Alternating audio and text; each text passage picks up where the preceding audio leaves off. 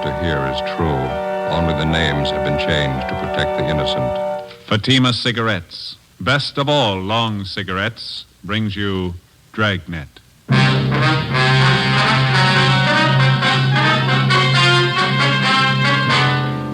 You're a detective sergeant. You're assigned a homicide detail. The life of a young woman is in danger. Anonymous letters and phone calls threaten her with murder. The notes bear the mark of a fanatic. Your job, stop them. You'll be amazed when you compare Fatima with other long cigarettes. Buy a pack of Fatimas. You'll find they now cost the same. Light a Fatima. Your first puff will tell you... Ah, that's different. Yes, what a difference. In Fatima, the difference is quality. You see, Fatima is the quality king-size cigarette because it contains the finest Turkish and domestic tobaccos superbly blended. And Fatima is extra mild with a much different, much better flavor and aroma than any other long cigarette. Because of its quality, its extra mildness, its better flavor and aroma, Fatima has more than doubled its smokers coast to coast. Try comparing Fatima yourself. Fatimas now cost the same as other long cigarettes, but your first puff will tell you... Ah, that's different. Yes, in Fatima, the difference is quality. Ask your dealer for Fatima, the quality king-size cigarette. Best of all, long cigarettes. Start enjoying Fatima tomorrow.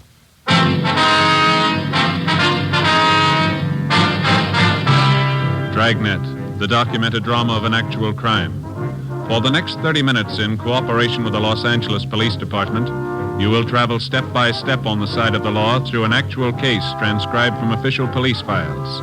From beginning to end, from crime to punishment, Dragnet is the story of your police force in action.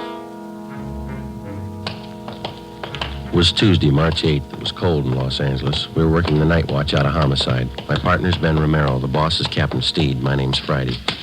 We were on the way out from the office, and it was 6:45 p.m. when we got to Greenwich Street. Number 318.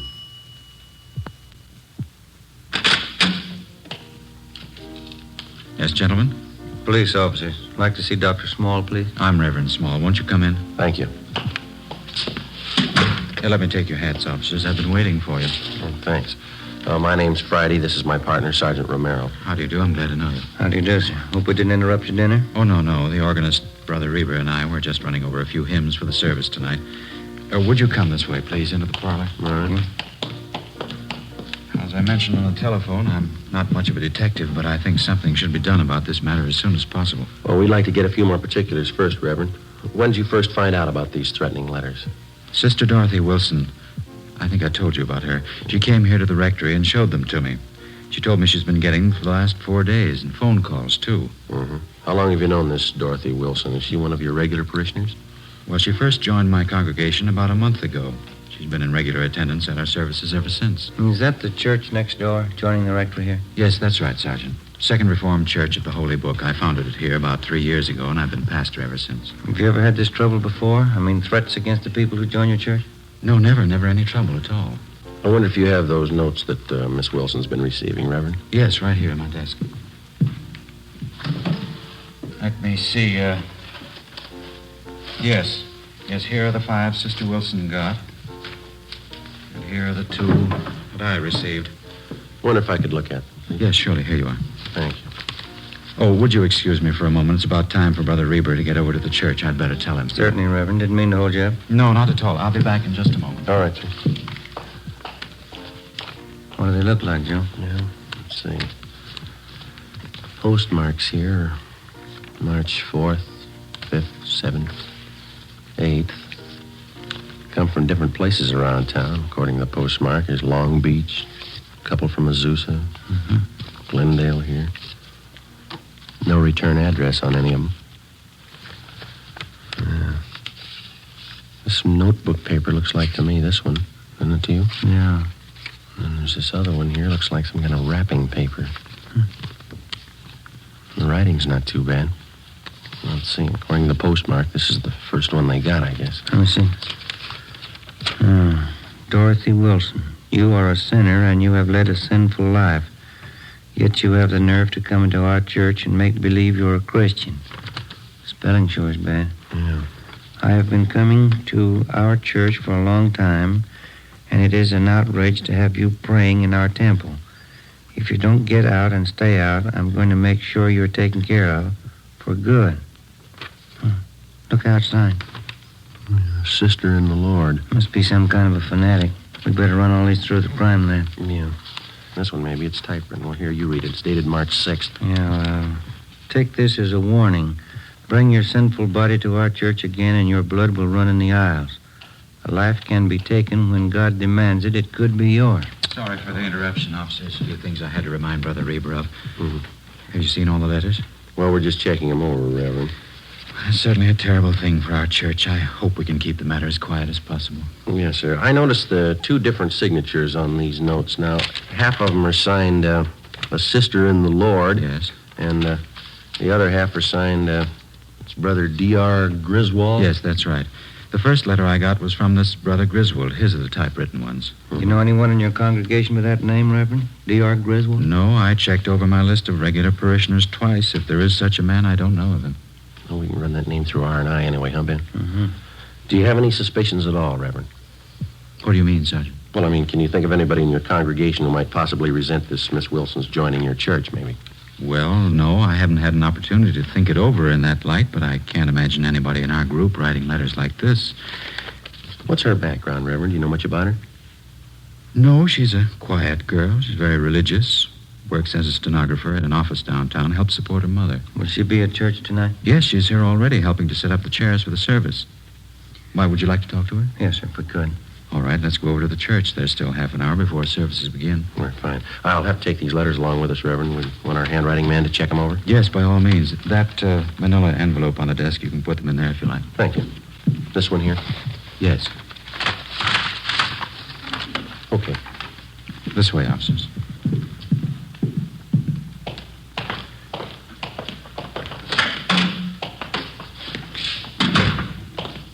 How many members do you have in your church, Reverend Small? 162 regulars. Another 100 or so on the fringe. They attend only occasionally. You mentioned that this Miss Wilson's had threatening phone calls, too. Yes, that's what she told me this afternoon. Man's voice or a woman? Well, Sister Wilson said both.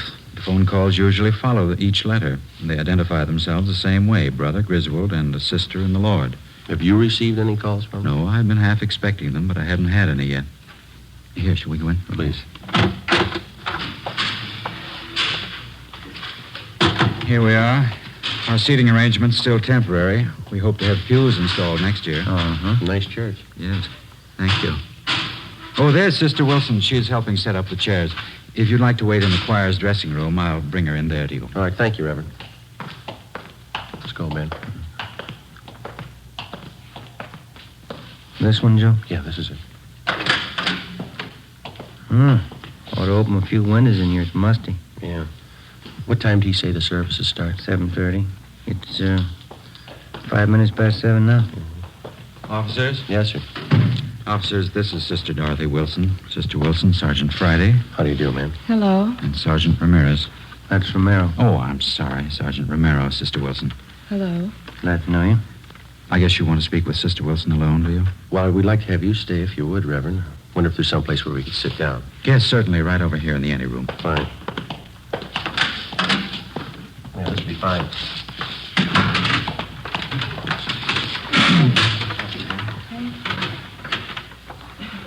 Now, Sister Wilson, there's no need to be afraid. These officers are here to help you and to protect you. See that nothing happens. Yes, Brother Small. Hold fast in the faith of the Lord, and you shall not fear. Yes, I will. You want me to tell you all about it, Sergeant, how it started? Well, if you please. Say, is it all right to smoke in here? Yes, of course. Go ahead. You want a chair for a second? No, thank you. No, thanks. Ben? Not right now.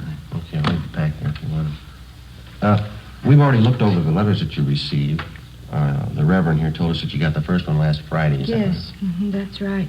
I've gotten one each day since then. Phone calls, too. Did you recognize the voices making the call? No, I didn't know them at all. The woman's voice was very rough. Sounded like she might be old. Mm-hmm.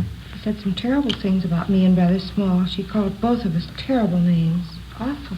The same with the man who called? Oh, yes, sometimes he's even worse. None of the things they say are true, Sergeant. Not one word. Well, I'd like you to think carefully before you answer this, Miss Wilson. Is there anyone at all that you know in your neighborhood, or here at church or at your work, who might be doing this? Maybe somebody that you knew a few years ago, some acquaintance? Ever since it's happened, I've been trying to think of someone. I don't think I've ever met anybody who'd do this kind of thing. Well, how about a former boyfriend or a girlfriend who might be jealous of you for some reason? No. I did have quite a few boyfriends, just casual dates, nothing serious. They were always taking me out, dancing and out to parties. We went everywhere, but I was never interested in any of them. Well, were any of them upset when you stopped going out with them? A few of them were angry when I wouldn't marry them, but I don't think any of them would write those kind of letters. Do you think the whole thing might be some kind of a joke someone's playing? It's a pretty grim joke to go this far. Do you live by yourself, Miss Wilson? No, with my mother, but I don't want her to know anything about this. Well, I think it'd be wiser if you told her. No, she mustn't know. Mother's been ill lately, and if she found out, it might upset her an awful lot. She's not well at all. Help yourself to some of the water there, gentlemen. Miss Wilson? Like a drink? Yes, please, I would. All right. Thank you. There you are. Anybody else? Reverend? Yes, please. Ben? No, thank you. Okay. Thank you. Yourself. How about some of the church members, Miss Wilson? Have any of them been at all unfriendly to you since you started coming here? No, I don't think so. A few are pretty hard to get to know. They're shy, I guess. But none of them have been uncharitable. Then you don't think the threats are coming from anyone in the church? Well, if they are, I don't know who the person is. The way they say all those rotten things about me. They call me a sinner and a bad woman. Well, I guess I'm a sinner, like all of us are, but I'm not a bad woman. I'm going to church because I want to be born again of the light, but I've never killed anyone, and I've never been a bad woman. You believe me, don't you, Reverend? Yes, of course I do. Now, don't get yourself all upset, Sister Wilson. You think that's why they want to murder me, because I'm a sinner? You think that's why? Please, Sister Wilson, try and get your mind off of If they want to kill me because I'm a sinner, then why don't they want to kill all the sinners? Well, we're going to have a lot of homicides if they try.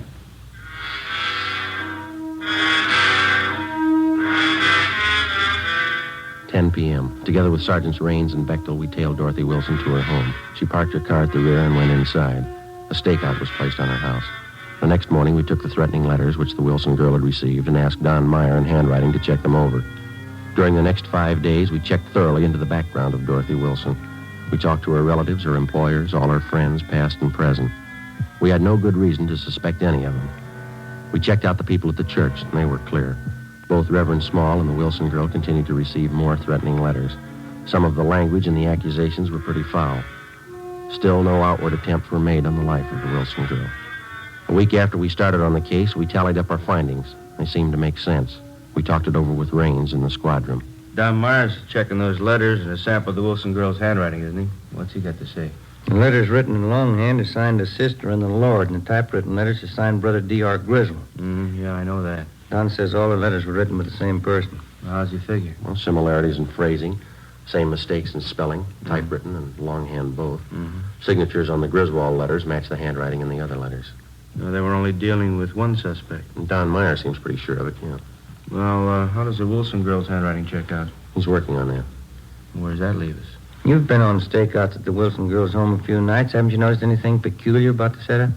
How do you mean? Something that didn't fit, something that didn't quite jive? No, I don't think so. Well, just that business about her car, I thought that was a little out of line. Yeah, it struck us the same way. Girl always seemed frightened enough about the situation when she's around us, but when she thinks she's alone, it looks to me like she takes it a little differently. Yeah.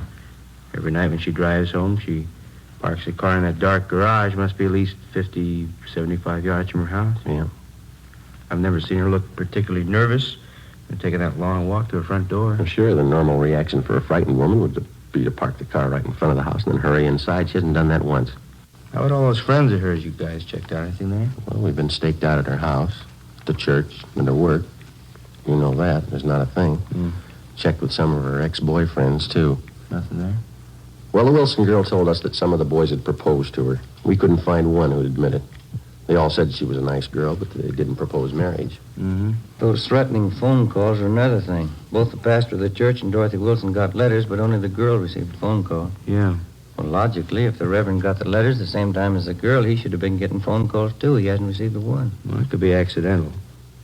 Whoever wants to kill the girl might figure the Reverend would recognize his voice. Well, it's possible, but you remember that story that the Wilson girl gave us about her mother. Remember that? She didn't want her to know about the letters because her mother was sick.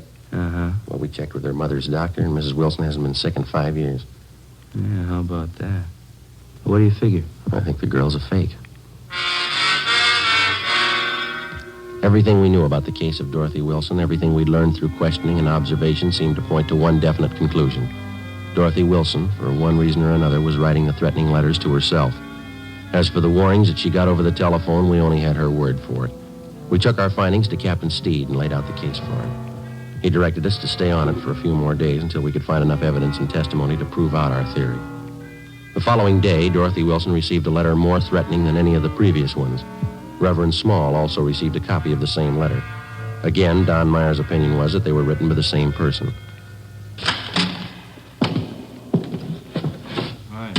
Rains, what's doing? I don't know. Boys got any new theories? What do you mean? On the Dorothy Wilson case. Do we need one? Well, I don't think your old one's going to hold up. Why? What's the matter? She's at Georgia Street. Yeah. Somebody tried to kill her.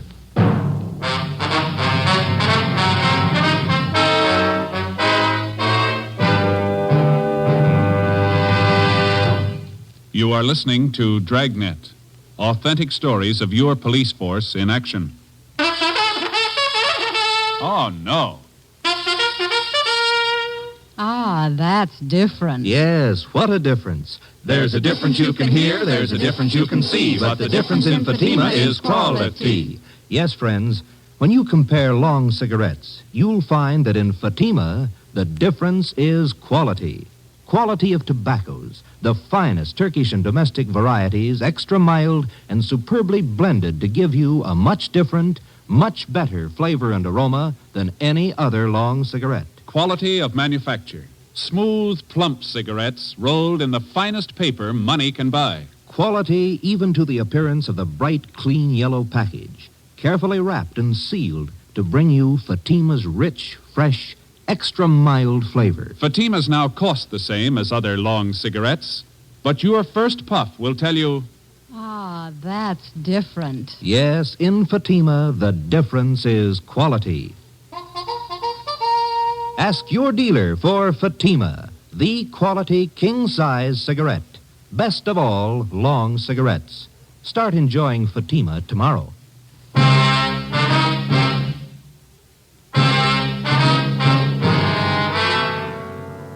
As soon as we got the report that Dorothy Wilson had been attacked by an unknown assailant, we drove to Georgia Street Receiving Hospital where she was being treated.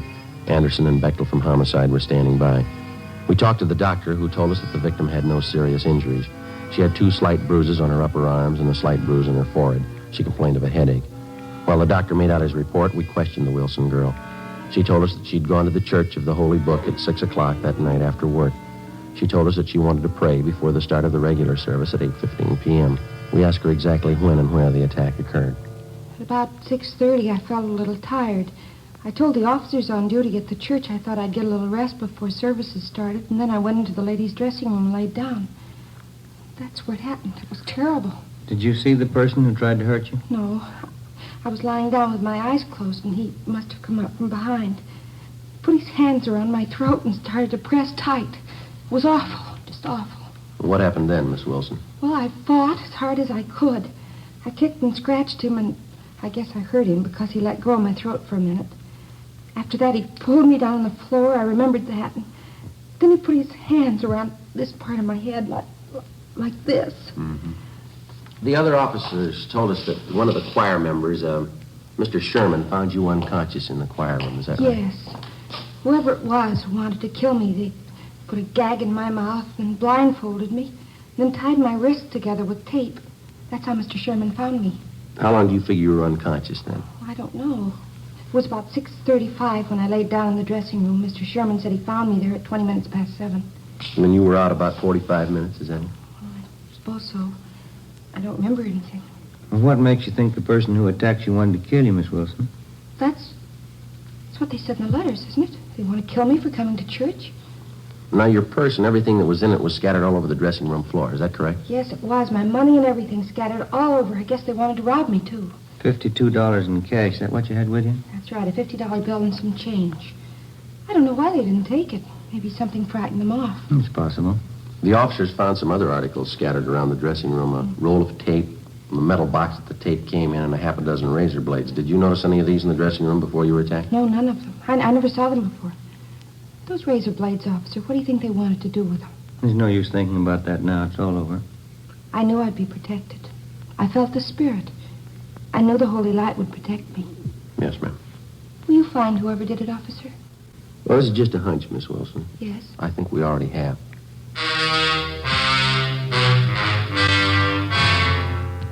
Before we left Georgia Street, we talked to the doctor in charge and got a release for the patient. Dorothy Wilson agreed to drive back with us to the office to make out a crime report. On the way, she seemed to lose most of her nervousness. She was relaxed and she talked quite a bit. Religion's a great comfort to me, Sergeant. I think it's a great comfort to anybody, don't you? Yeah, I do. Maybe I'm different from most girls, but I get an awful lot out of my church. It's like Brother Small says, you have to be born again of the holy light if you really want to live. Don't you think so? That's right. I don't know what I'd do if it wasn't for my religion. No, I used to have a lot of boyfriends.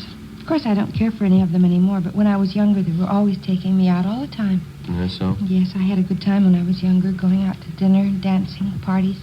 Fellas were taking me out all the time. Of course, that was when I was younger. You're not much over 25 now, are you, Miss I'll be Wilson? 27 in August. That's pretty old for an unmarried girl, but I'm not worried. You get interested in more important things when you get older, isn't that right? Oh, yes, that's right. I remember when I was in junior college, how boy crazy I was.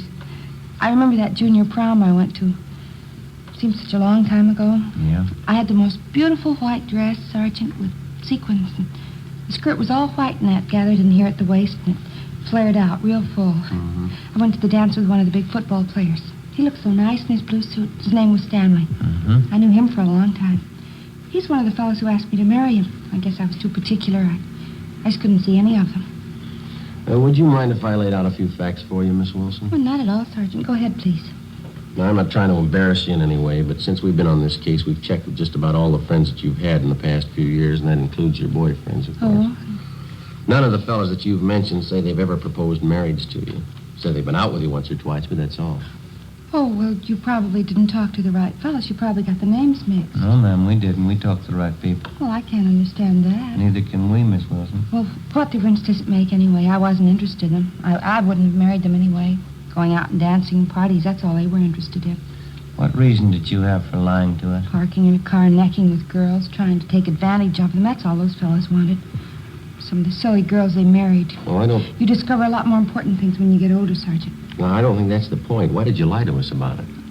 I don't know, really. Maybe I didn't have a reason. I just didn't remember right, I guess. Well, you're sure you remember right about what happened tonight? What do you mean? It just happened. Of course I'm sure about it. Someone tried to kill me. Might as well park on Spring Street, Ben. It's pretty clear this time of night. Yeah, okay. Sergeant, I wish you'd tell me what you're getting at. What are you thinking? Well, there's still a few things that we're not too sure of, Miss Wilson. We'd like to clear them up. What aren't you too sure of? I told you everything I knew. I was lying down in the dressing room and somebody tried to kill me. I told you all about it. Well, you told us you were unconscious about 45 minutes, didn't Well, you? yeah, 40 or 45. No, we talked to the doctor at Georgia Street, and from the way you described the attack, it would have been just about impossible for anybody to make you unconscious that long by pressing his hands against your head. Oh, like but he you hit said. me on the head, too. You can see the bruise here. Well, yes, ma'am, I know, but that's very slight. The doctor says that couldn't have done it either. Just a minute, I'll get the door here. Can you help you out, Miss Wilson? What else aren't you sure of? Well, your wrists were taped individually. Now, if somebody wanted to restrain you, they probably would have taped them together, wouldn't they? Well, I don't know what they would have done. All I know is they wanted to kill me. They said so in those letters. We're not too sure of those letters either, Miss Wilson. What? What aren't you sure of? Where they're coming from and who's sending them. We do know they were all written with the same person. How do you know that? They're signed by two different people. Our handwriting man checked them over. He says they're written to the same person. You might as well have it straight, Miss Well, if Wilson. we're going to talk, can't we do it inside someplace? Please, I'm tired. Oh, I'm sorry. All right.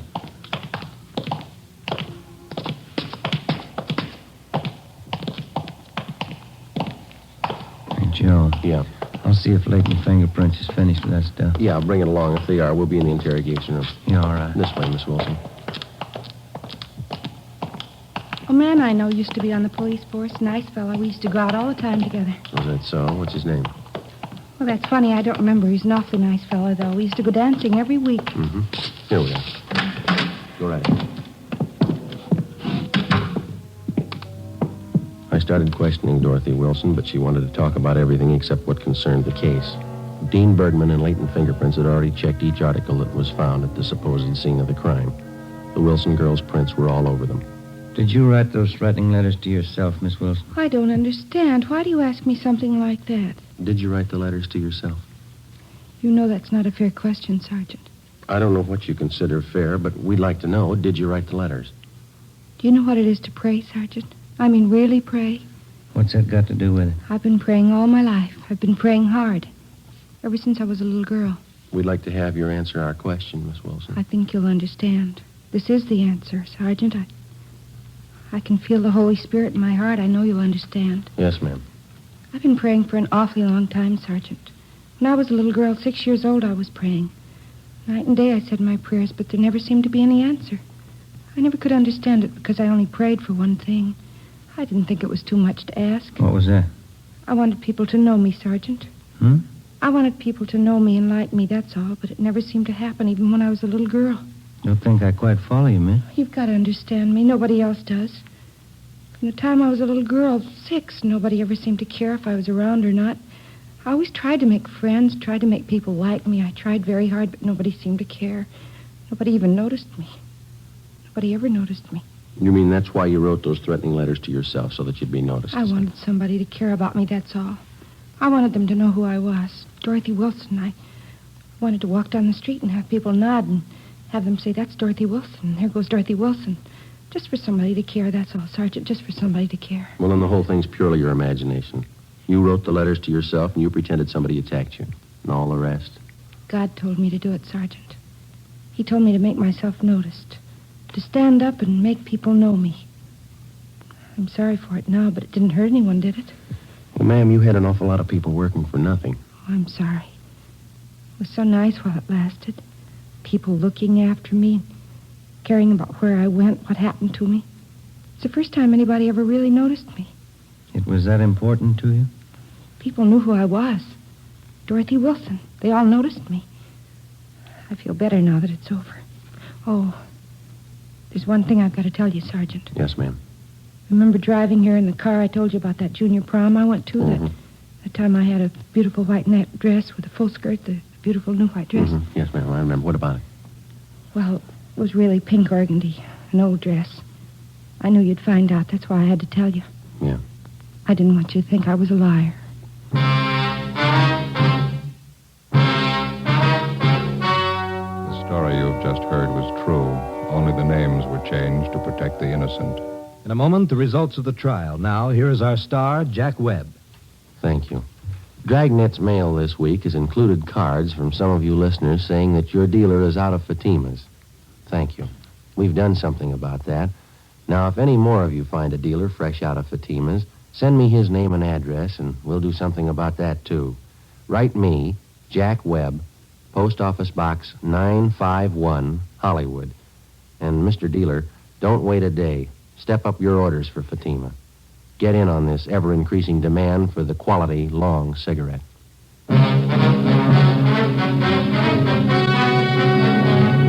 By her own admission, Dorothy Wilson was guilty of filing a false crime report, a misdemeanor. She was released into the custody of her mother. You have just heard Dragnet, a series of authentic cases transcribed from official files. Technical advice comes from the Office of Chief of Police W.H. Parker. This is NBC, the national broadcasting company.